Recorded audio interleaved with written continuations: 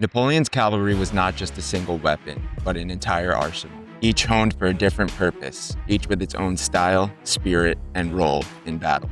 Types of cavalry. The cuirassiers. These were the heavyweights of Napoleonic cavalry.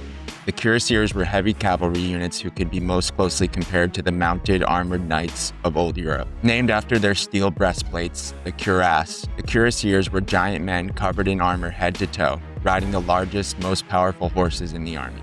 Their mission was simple and brutal: break the enemy with pure shock. When a cuirassier regiment lowered its sabers and came on at a full gallop, the ground shook as though an earthquake had struck. They were not subtle. They were the mailed fist of the emperor.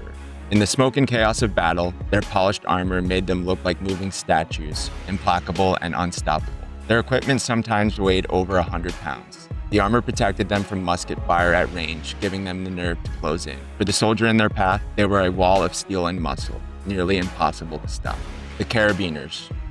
Cousins to the cuirassiers, the carabiners were light, heavy cavalry armed with saber and carbine, which was a handheld type of an early, large pistol. They were the first cavalrymen to be armed with firearms. The carabiners began the wars in bearskin caps and blue coats, but later they re-emerged in tall brass helmets and crested in red breastplates of shining metal. They were the elite of the heavy cavalry, often chosen for their size and strength. Napoleon often combined his cuirassiers and carabiners in a cavalry reserve to be used at the decisive moment of battle. They were not only a battlefield weapon, but also a spectacle. The sight of a line of carabiners thundering forward was as terrifying as it was magnificent. If the cuirassiers were a hammer, the carabiners were a gold-plated one. The Dragoons.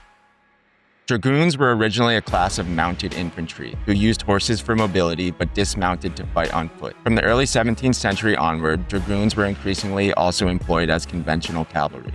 They trained for combat with swords and firearms. Dragoons were the most versatile cavalry arm. They fought both mounted and on foot, could charge like heavy cavalry, and also dismount to seize and hold the ground like infantry. Their green coats, crested helmets, and adaptability made them the perfect tool for an unpredictable battlefield. They could be used as shock troops one day and as scouts and rear guards the next. This flexibility earned them the nickname the chameleons among soldiers.